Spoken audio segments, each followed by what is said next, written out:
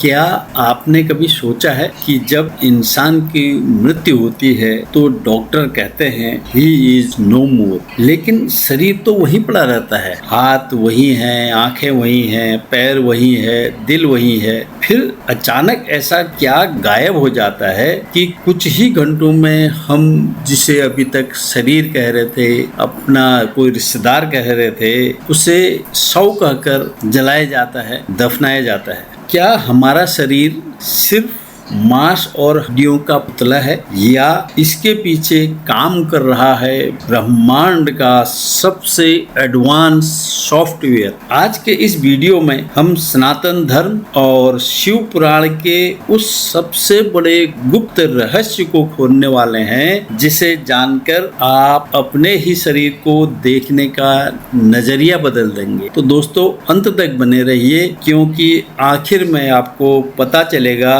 कि आप असल में कौन हैं। हमारे सनातन साहित्य में संत तुलसीदास जी ने रामचरितमानस में शरीर की संरचना को एक बहुत ही प्रसिद्ध चौपाई में समेट दिया है। क्षितिजल पावक गगन समीरा, पंच रचित अति अधम शरीरा।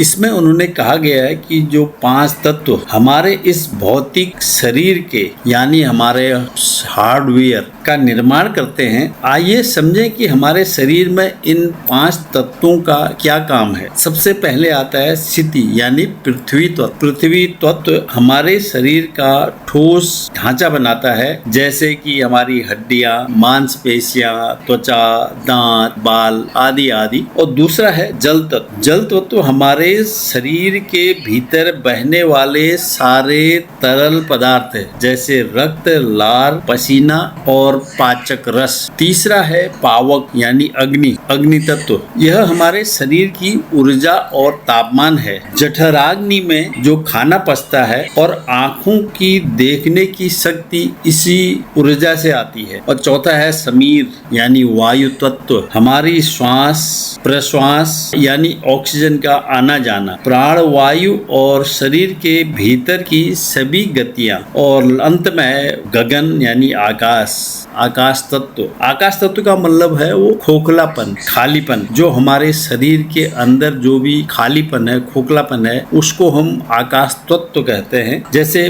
पेट का खाली हिस्सा, ब्लड वेसल्स की खाली हिस्से, कान के छिद्र या पसलियों के बीच खाली जगह। तो दोस्तों अभी मैंने बताया कि डॉक्टर बोलता है सॉरी ही इज नो मोर, तो लेकिन जो चीजें ये 5 तत्व है वो तो अभी भी यहीं पर पड़ी हैं। कौन सी चीज है जो नो मोर कह रहे हैं डॉक्टर? आज हम अब उसी की बात करते हैं। ये थे हमारे शरीर के हार्डवेयर। अब हम बात करेंगे सॉफ्टवेयर। जैसे कंप्यूटर में भी हार्डवेयर होते हैं, जब तक उसमें सॉफ्टवेयर नहीं डालेंगे उस कंप्यूटर एक खाली डब्बा रहता है। जैसे हमारा ये शरीर है वो खाली डब्बा है, जब तक उसमें हमारे शरीर में भी सॉफ्टवेयर नहीं डालेंगे। दोस्तों इस सृष्टि में जब शुरुआत में शिव और शक्ति का प्रकटीकरण हुआ, उसके बाद भगवान शिव के वाम अंग से परम पुरुष यानी विष्णु भगवान का आविर्भाव हुआ। इस सृष्टि में उन्होंने सबसे पहले 24 अव्यक्त तत्वों की रचना की।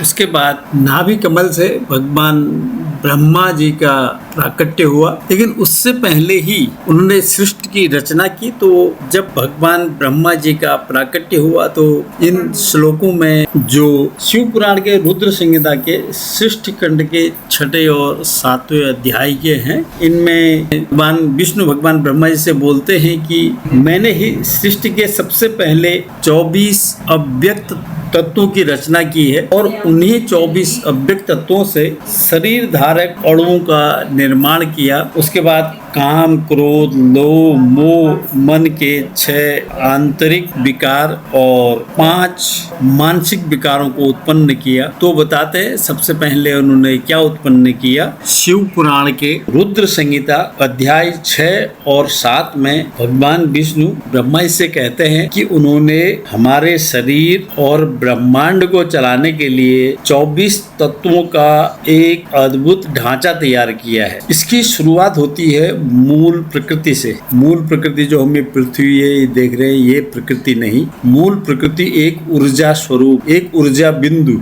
अब इससे इतनी बड़ी प्रकृति की, इतने बड़े शरीर के, इतने बड़े ब्रह्मांड की कैसे बनाया जा सकता है? आप यही सोच रहे हैं ना। एक छोटा सा बीज, एक पेड़ का छोटा सा बीज, क्या आप सोच सकते हैं कि इतना बड़ा इसमें पेड़ होगा, इतने इसमें फल फूल लगेंगे? नहीं ना। वो छोटे से बीज से कितना बड़ा पेड़ बन जाता। वैसे मूल प्रकृति एक ऊर्जा स्रोत है, वही हमारे शरीर के बनने का प्रथम कारक है। उस ऊर्जा स्रोत से भगवान विष्णु बोलते हैं, उन्होंने महत तत्व को पैदा किया। महत तत्व मतलब बुद्धि को पैदा किया, बुद्धि को उत्पन्न किया। उस बुद्धि से अहंकार उत्पन्न हुआ। उस अहंकार के 3 भेद हुए। पहला भेद है तामस अहंकार। तामस अहंकार से 5 तन मात्राएं, शब्द, स्पर्श, रूप, रस और गंध निकली। और इन्हीं 5 तन मात्राओं से 5 महाभूत, पंच महाभूत, जिसे क्षिति जल पावक गगन समीरा, यानी आकाश, वायु, अग्नि, जल, पृथ्वी बने। दूसरा अहंकार था सात्विक अहंकार। इससे अंतःकरण का मन और ज्ञान देने वाले 5 ज्ञानेंद्रियां बनी। 5 ज्ञानेंद्रियां कौन सी बनी या कौन सी उत्पन्न हुई? वो हैं कान, त्वचा, आँख, जीभ और नाक। ये 5 ज्ञानेंद्रियां सात्विक अहंकार से उत्पन्न हुई। तीसरा है राजस अहंकार। इससे कर्म करने वाली 5 कर्मेंद्रियां निकली। 5 कर्मेंद्रियां कौन कौन सी हैं? वाणी, हाथ, पैर, मल द्वार और जननेंद्रिय। तो इस तरह से कुल तत्वों की संख्या हो गई। एक मूल प्रकृति, दूसरा महत, तीसरा अहंकार, चौथा मन, 4 ये हो गए। और 5 तन्मात्राएं, 5 ज्ञानेंद्रियाएं, 5 कर्मेंद्रियां और 5 महाभूत, टोटल हो गए 24। इस तरह से इन 24 तत्वों से हमारा जड़ शरीर बना। अब आप बोलेंगे जड़ शरीर क्यों? भगवान विष्णु ने जड़ शरीर इसलिए कहा गया है क्योंकि इसमें एक चीज और बाकी आनी है। जब तक उसमें वो नहीं आई तब तक ना बुद्धि काम करेगी, ना हाथ पैर काम करेंगे और ना ही हमारी ज्ञानेंद्रियाएं, कर्मेंद्रियाएं कुछ भी काम नहीं करेंगे। जैसे हमारा एक लैपटॉप है या कंप्यूटर है, उसमें हार्डवेयर भी डाल दिया और हमने सॉफ्टवेयर भी डाल दिया, लेकिन जब तक उसमें करंट नहीं आएगा तब तक ना तो सॉफ्टवेयर चलेगा, ना उसके कैमरे चलेंगे, ना उसका माइक चलेगा और ना ही हार्डवेयर, पंखे वगैरह ये चलेंगे लैपटॉप के। उसी तरह से जब तक हमारे शरीर में 25वां तत्व चेतन पुरुष, इसी को आत्मा भी कहते हैं। पुरुष मतलब ये नहीं कि स्त्री पुरुष, ये पुरुष नहीं। तो अंत में भगवान विष्णु ने इस शरीर में आत्मा, जिसको चेतन पुरुष भी बोलते हैं, उसका प्रवेश कराया। तो हमारे शरीर के सारे अंग तब काम करने शुरू हो गए। तो दोस्तों इस तरह से हमारा शरीर 25 तत्वों से बना हुआ है। 24 + 1 24 + 1 = 25 तत्वों से हमारा शरीर बना हुआ है। तो अब हमारा कंप्यूटर तैयार हो गया है, इसमें करंट भी आ गया है। अब हमारा कंप्यूटर काम करना शुरू करेगा। तो वैसे ही हमारा शरीर भी काम करना शुरू करेगा। बिना आत्मा के हमारा शरीर एक जड़ शरीर है। तो जो डॉक्टर बोलते हैं कि ही इज नो मोर, इसका मतलब उसकी आत्मा चले गई है, इसीलिए वो बाकी वहाँ पर जो रह जाता है वो जड़ शरीर रह जाता है। दोस्तों अगर आपको सनातन दर्शन और शिव पुराण का यह वैज्ञानिक दृष्टिकोण समझ आया हो और दिल को छू गया हो तो इस वीडियो को अपने दोस्तों और परिवार के साथ शेयर जरूर करें और मेरे चैनल को सब्सक्राइब करें और अंत में कमेंट में हर हर महादेव लिखना ना भूलें। Thank you for watching.